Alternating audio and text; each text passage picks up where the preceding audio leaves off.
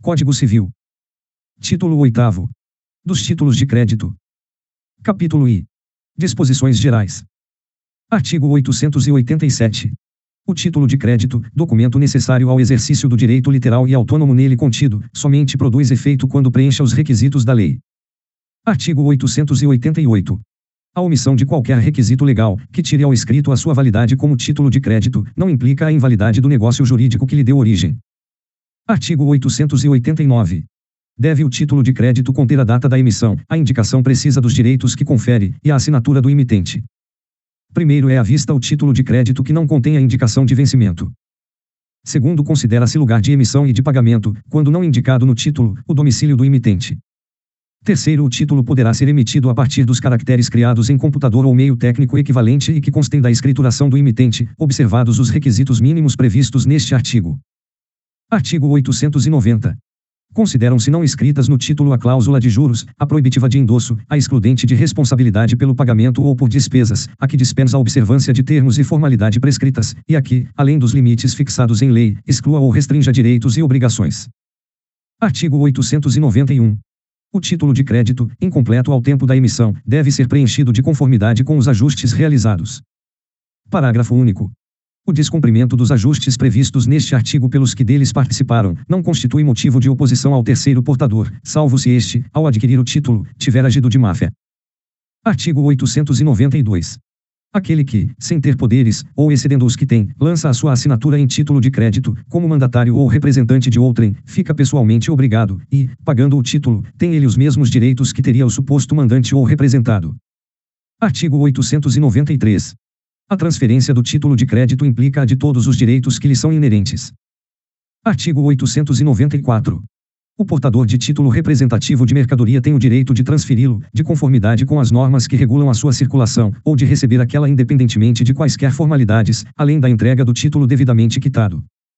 Artigo 895. Enquanto o título de crédito estiver em circulação, só ele poderá ser dado em garantia, ou ser objeto de medidas judiciais, e não, separadamente, os direitos ou mercadorias que representa. Artigo 896. O título de crédito não pode ser reivindicado do portador que o adquiriu de boa-fé e na conformidade das normas que disciplinam a sua circulação. Artigo 897. O pagamento de título de crédito, que contém a obrigação de pagar soma determinada, pode ser garantido por aval. Parágrafo único. É vedado o aval parcial. Artigo 898. O aval deve ser dado no verso ou no anverso do próprio título. Primeiro, para a validade do aval, dado no anverso do título, é suficiente a simples assinatura do avalista. Segundo, considera-se não escrito o aval cancelado. Artigo 899. O avalista equipara-se àquele cujo nome indicar, na falta de indicação, ao emitente ou devedor final. 1 grau pagando o título, tem o avalista ação de regresso contra o seu avalizado e demais co-obrigados anteriores. Segundo, subsiste a responsabilidade do avalista, ainda que nula a obrigação daquele a quem se equipara, a menos que a nulidade decorra de vício de forma. Artigo 900. O aval posterior ao vencimento produz os mesmos efeitos do anteriormente dado. Artigo 901. Fica validamente desonerado o devedor que paga a título de crédito ao legítimo portador, no vencimento, sem oposição, salvo se agiu de má-fé. Parágrafo único. Pagando, pode o devedor exigir do credor, além da entrega do título, quitação regular. Artigo 902. Não é o credor obrigado a receber o pagamento antes do vencimento do título, e aquele que o paga, antes do vencimento, fica responsável pela validade do pagamento. Primeiro, no vencimento, não pode o credor recusar pagamento, ainda que parcial. Segundo, no caso de pagamento parcial, em que se não opera a tradição do título, além da quitação em separado, outra deverá ser firmada no próprio título. Artigo 903. Salvo disposição diversa em lei especial, regem-se os títulos de crédito pelo disposto neste Código. Capítulo 2º. Do título ao portador. Artigo 904. A transferência de título ao portador se faz por simples tradição. Artigo 905. O possuidor de título ao portador tem direito à prestação nele indicada, mediante a sua simples apresentação ao devedor. Parágrafo único. A prestação é devida ainda que o título tenha entrado em circulação contra a vontade do emitente. Artigo 906. O devedor só poderá opor ao portador exceção fundada em direito pessoal, ou em nulidade de sua obrigação. Artigo 907. É nulo o título ao portador emitido sem autorização de lei especial. Artigo 908. O possuidor de título dilacerado, porém identificável, tem direito a obter do emitente a substituição do anterior, mediante a restituição do primeiro e o pagamento das despesas. Artigo 909. O proprietário, que perder ou extraviar título, ou for injustamente desapossado dele, poderá obter novo título em juízo, bem como impedir sejam pagos a outrem capital e rendimentos. Parágrafo único. O pagamento, feito antes de ter ciência da ação referida neste artigo, exonera o devedor, salvo se provar que ele tinha conhecimento do fato. Capítulo 3º. Do título à ordem. Artigo 910. O endosso deve ser lançado pelo endossante no verso ou anverso do próprio título. Primeiro pode o endossante designar o endossatário, e para a validade do endosso, dado no verso do título, é suficiente a simples assinatura do endossante. Segundo, a transferência por endosso completa-se com a tradição do título. Terceiro, considera-se não escrito o endosso cancelado, total ou parcialmente. Artigo 911. Considera-se legítimo possuidor o portador do título à ordem com série regular e ininterrupta de endossos, ainda que o último seja em branco. Parágrafo único. Aquele que paga o título está obrigado a verificar a regularidade da série de endossos, mas não a autenticidade das assinaturas. Artigo 912. Considera-se não escrita no endosso qualquer condição a que o subordine o endossante. Parágrafo único. É nulo o endosso parcial. Artigo 913. O endossatário de endosso em branco pode mudá-lo para endosso em preto, completando-o com o seu nome ou de terceiro, pode endossar novamente o título, em branco ou em preto, ou pode transferi-lo sem novo endosso. Artigo 914. Ressalvada a cláusula expressa em contrário, constante do endosso, não responde o endossante pelo cumprimento da prestação constante do título. Primeiro, assumindo responsabilidade pelo pagamento, o endossante se torna devedor solidário. Segundo, pagando o título, tem o endossante ação de regresso contra os coobrigados anteriores. Artigo 915.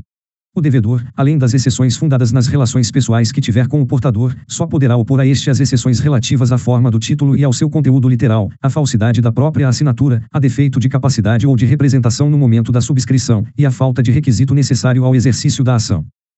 Artigo 916. As exceções, fundadas em relação do devedor com os portadores precedentes, somente poderão ser por ele opostas ao portador, se este, ao adquirir o título, tiver agido de má-fé. Artigo 917. A cláusula constitutiva de mandato, lançada no endosso, confere ao endossatário o exercício dos direitos inerentes ao título, salvo restrição expressamente estatuída. Primeiro, o endossatário de endosso-mandato só pode endossar novamente o título na qualidade de procurador, com os mesmos poderes que recebeu. Segundo, com a morte ou a superveniente incapacidade do endossante, não perde eficácia o endosso-mandato. Terceiro, pode o devedor opor ao endossatário de endosso-mandato somente as exceções que tiver contra o endossante. Artigo 918. A cláusula constitutiva de penhor, lançada no endosso, confere ao endossatário o exercício dos direitos inerentes ao título. Primeiro, o endossatário de endosso penhor só pode endossar novamente o título na qualidade de procurador. Segundo, não pode o devedor opor ao endossatário de endosso penhor as exceções que tinha contra o endossante, salvo se aquele tiver agido de má-fé. Artigo 919. A aquisição de título à ordem, por meio diverso do endosso, tem efeito de cessão civil. Artigo 920. O endosso posterior ao vencimento produz os mesmos efeitos do anterior. Capítulo 4. Do título nominativo. Artigo 921. É título nominativo o emitido em favor de pessoa cujo nome conste no registro do emitente. Artigo 922. Transfere-se o título nominativo mediante termo, em registro do emitente, assinado pelo proprietário e pelo adquirente. Artigo 923. O título nominativo também pode ser transferido por endosso que contenha o nome do endossatário. Primeiro, a transferência mediante endosso só tem eficácia perante o emitente, uma vez feita a competente averbação em seu registro, podendo o emitente exigir do endossatário que comprove a autenticidade da assinatura do endossante. Segundo, o endossatário, legitimado por série regular e ininterrupta de endossos, tem o direito de obter a averbação no registro do emitente, comprovada a autenticidade das assinaturas de todos os endossantes. Terceiro, caso o título original contenha o nome do primitivo proprietário, tem direito o adquirente a obter do emitente novo título, em seu nome, devendo a emissão do novo título constar no registro do emitente. Artigo 924. Ressalvada a proibição legal, pode o título nominativo ser transformado em a ordem ou ao portador, a pedido do proprietário e à sua custa. Artigo 925. Fica desonerado de responsabilidade o emitente que de boa fé fizer a transferência pelos modos indicados nos artigos antecedentes. Artigo 926. Qualquer negócio ou medida judicial, que tenha por objeto o título, só produz efeito perante o emitente ou terceiros, uma vez feita a competente averbação no registro do emitente.